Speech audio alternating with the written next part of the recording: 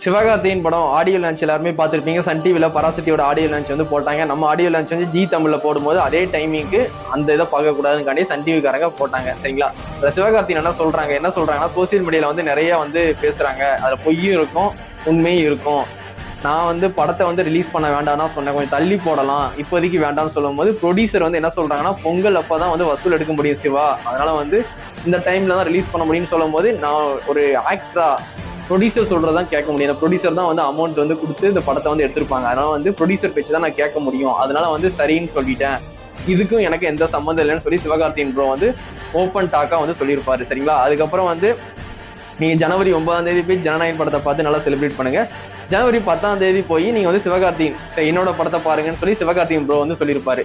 அதனால வந்து சிவகார்த்தியின் ப்ரோவை என்ன சொல்றாருன்னா, 9 வந்து விஜயன் நம்பி படத்தை பாருங்க, 10 வந்து என்னோட படத்தை வந்து பாருங்க. இது வந்து அண்ணன் தம்பி பொங்கல்னு சொல்லியிருப்பாரு. எல்லாருக்குமே வந்து நல்லா உரைக்கிற மாதிரி. ஏன்னா வந்து எதுவுமே விஜய் ஃபேன்ஸ் உரைக்கிற மாதிரி. ஏன்னா சிவகார்த்தியின் எல்லாம் வந்து ஒரு எதிரி மாதிரி பார்த்துட்டு இருக்காங்க நம்ம பசங்க. சரிங்களா? இந்த படத்துல வந்து பராசக்தி கூட சண்டை போட்டுட்டு அதுக்கப்புறம் 2-3 வருஷம் கழிச்சு வந்து இந்த படமும் வந்து அவ்வளவா நல்லா இருக்க போறது இல்லை, சிவகார்த்தியின் படம் தான் கொஞ்சம் பாக்குற மாதிரி இருக்கும். அப்போ விஜய் ஃபேன்ஸே வந்து ஃபர்ஸ்ட் ஷோ வந்து சிவகார்த்தியின் படத்தை டிக்கெட் வாங்கிட்டு போய் நிக்க தான், லைன்ல நின்று போய் பார்க்க தான் செய்ய போறாங்க. எதுக்கு இந்த சண்டை? விஜயனை வந்து அரசியல் போயிடுவாங்க.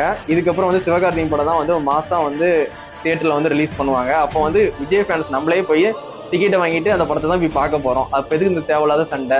இது அஜித் படம் வந்து போட்டிக்கு விட்டுருந்தா அந்த சண்டையெல்லாம் எங்க பசங்க போட்டிருக்கவே மாட்டாங்க, வாயை பொத்திக்கிட்டு இருந்திருப்பாங்க. ஏன்னா அஜித் ஃபேன்ஸ் என்ன பண்ணுவாங்கன்னு எல்லாருக்குமே தெரியும். அவங்க கிட்ட வந்து வாயும் விட முடியாது, இந்த மாதிரி வந்து போஸ்டர் பேனரையும் கிளிக்க முடியாது. கிழிச்சேன்னா அவங்க பதிலுக்கு பண்ணி விட்டுருவாங்க பெருசா. அதனால சிவகார்த்திகனுக்கு பேக்ரவுண்ட் யாரும் இல்லை, பெரிய ஃபேன்ஸ் இல்லை அவன் பின்னாடி அப்படின்னு சொல்லிட்டு எங்க பசங்க வந்து வீரத்தை காட்டுறாங்க. இந்த வீரத்தெல்லாம் காட்ட வேணாம். நான் அடுத்த எலெக்ஷன் வருது, மக்கள் எல்லாம் பார்த்துட்டு இருக்காங்க. சிவகார்த்திகனுக்கு ஒரு ஃபேன்ஸ் இருக்காங்க. நம்ம விஜய் ஃபேன்ஸு சிவகார்த்திகனுக்கு பிடிக்கும். சரிங்களா? செகண்ட் ஹீரோவா சிவகார்த்திகனை நிறைய பேர் லைக் பண்றாங்க. நீங்க சிவகார்த்திகன் பேனர் கிளிக்கிறதெல்லாம் வந்து விஜய் ஃபேன்ஸ் யாருமே வந்து ட்ரூ விஜய் ஃபேன்ஸ் வந்து யாருமே வந்து சப்போர்ட் பண்ண மாட்டாங்க. சரிங்களா? அதனால வந்து சிவகார்த்திகன் அண்ணனே சொல்லியிருக்காங்க, 9 வந்து விஜயனை படத்தை பாருங்க, 10 வந்து என்னோட படத்தை பாருங்க, எதுவும் சண்டை போடாதீங்க, இந்த ரிலீஸ் டேட்டுக்கும் எனக்கும் எந்த சம்மந்தமே கிடையாது, ப்ரொடியூசர் தான் வந்து சொன்னாங்கன்னு ஓப்பன் டாக்கா சொல்லிட்டாங்க. இதுக்கப்புறம் வந்து சிவகார்த்திகன் அண்ணன் ஃபேமிலியை வந்து பிளேம் பண்ற மாதிரி வீடியோஸ் மீம்ஸ் போடுறதெல்லாம் வேண்டாம். படமா பாருங்க. சரிங்களா? ஒன்றும் ஆக போய் 200 டிக்கெட் கொடுத்து பாருங்க. பிடிச்சிருக்கா விஜய் அண்ணன் படம் வந்து நல்லா இருக்குன்னு வெளியே சொல்லுங்க. பிடிக்கலையா விஜய் படம் நல்லா இல்லைன்னு சொல்லிட்டு போயிருங்க. அது உங்க இஷ்டம். நீங்க கொடுக்குற காசு கொடுக்கீங்க, நல்லா இருக்கு நல்லா இல்லைன்னு சொல்றது உங்களோட ஒப்பீனியன். சரிங்களா? யாருமே எதுவும் சொல்ல போறதில்ல.